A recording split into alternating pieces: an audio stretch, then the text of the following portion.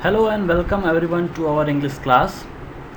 Today we will read and understand our third chapter heading on the road to extinction. तो आज हम लोग अपना थर्ड चैप्टर पढ़ेंगे जिसकी हेडिंग है on the road to extension, written by Madhumita Srinivasan. On the road to extension का मतलब ख़त्म होने की कगार पर. ये हमारे चैप्टर का हेडिंग है. So I am going to start the first para. So I will read the first para and explain it to you.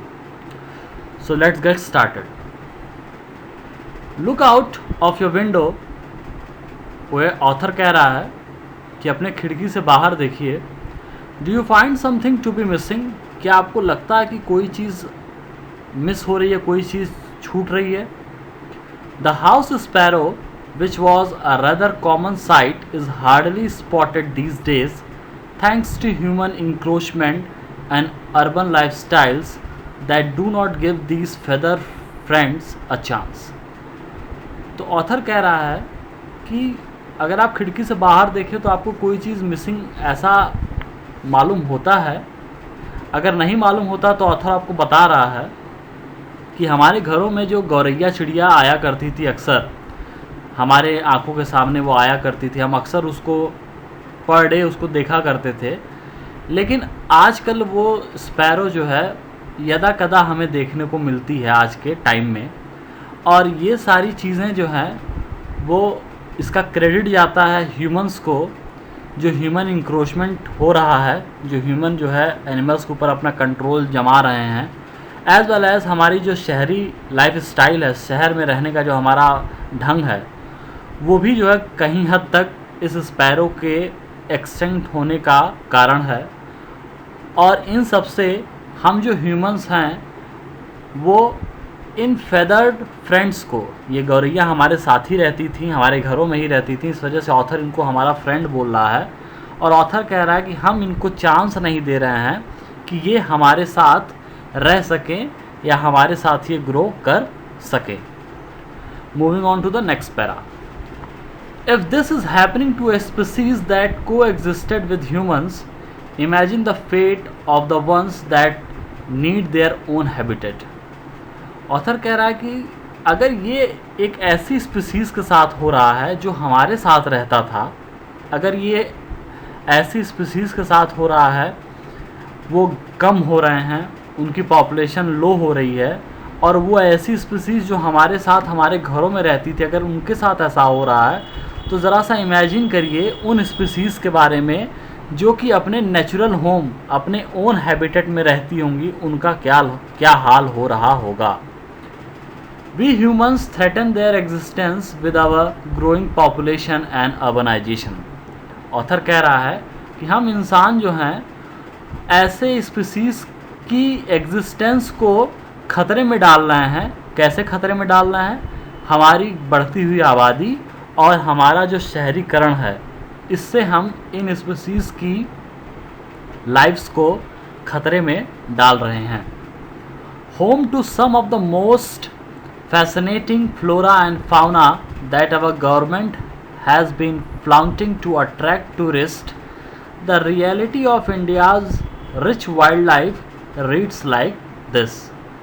अब ऑथर कह रहा है कि गवर्नमेंट ने जो बहुत सारे अट्रैक्टिव प्लांट्स और एनिमल्स के रिजर्व्स बना रखे हैं, जिस पे कि गवर्नमेंट बहुत ज़्यादा प्राउड फील करती है और टूरिस्ट को अट्रैक्ट करती है उन चीज़ों को दिखाने के लिए, उसकी रियलिटी जो है इंडिया में ऑथर आगे बताने जा रहा है.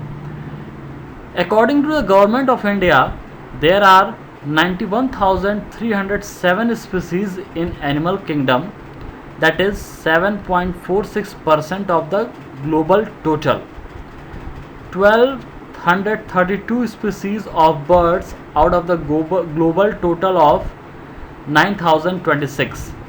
ऑथर कह रहा है कि गवर्नमेंट ऑफ इंडिया के हिसाब से जो पूरे एनिमल किंगडम में स्पीसीज़ है, जो कि 91,307 है, और ये ग्लोबल परसेंटेज का 7.46% है, इनमें से हमारे पास जो है वो 1232 स्पीसीज़ हम अभी तक प्रोटेक्ट कर रहे हैं।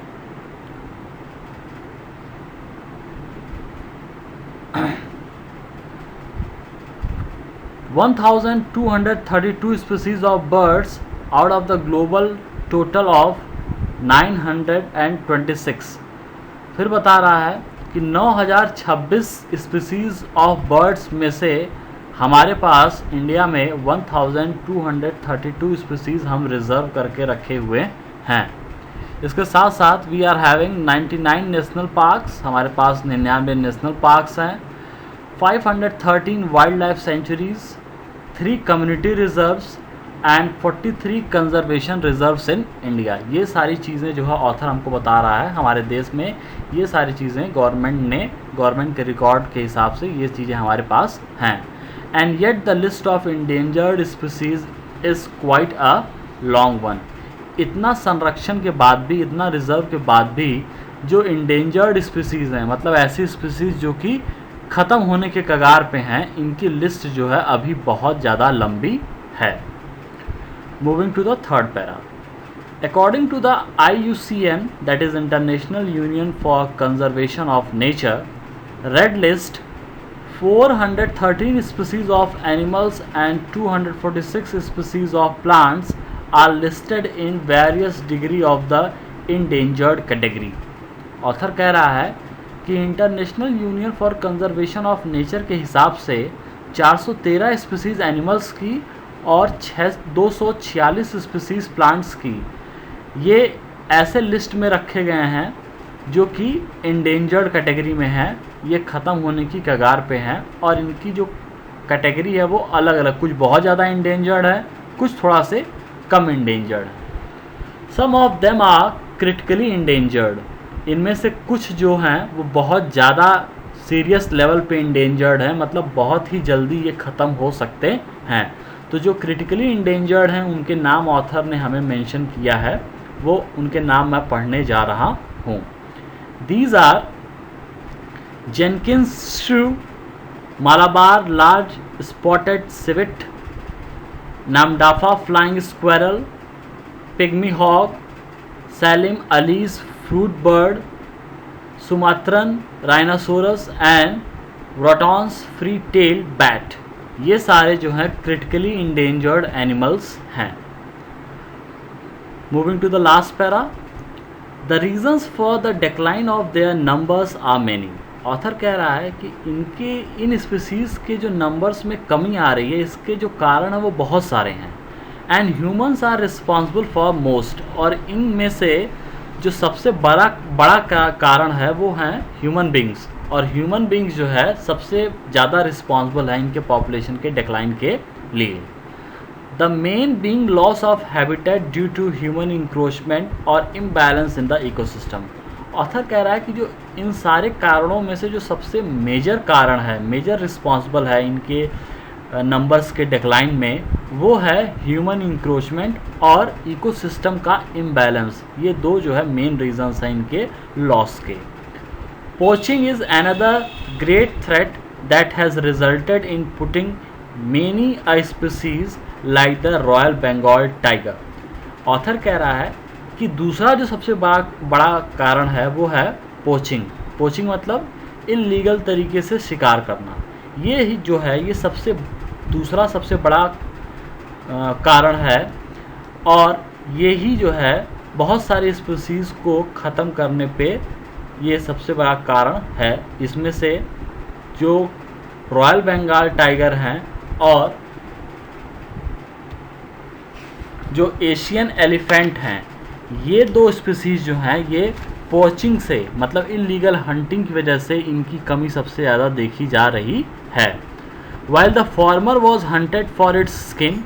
ऑथर कह रहा है कि जो बंगाल टाइगर हैं इनका शिकार इनकी स्किन के लिए करते थे, एंड सम मेडिसिनल प्रॉपर्टीज़, और कुछ मेडिसिन्स की प्रॉपर्टीज़ उनमें पाई जाती थी जिसकी वजह से उनका शिकार होता है। The latter was targeted for its tusk, और जो दूसरा है मतलब एलिफेंट है उसका शिकार जो है टस्क के लिए किया जाता है। Meanwhile The horns of the rhinoceros have high commercial value and hence these animals are heartlessly hunted. और कह रहा है कि जो राइनासोर्स के जो हॉर्न्स है इनकी बहुत ज़्यादा कॉमर्शियल वैल्यू, इनका बहुत ज़्यादा पैसा मार्केट में मिलता है, तो इस वजह से ये जो एनिमल्स हैं निर्दयता के साथ इनका शिकार किया जाता है और पैसा कमाया जाता है.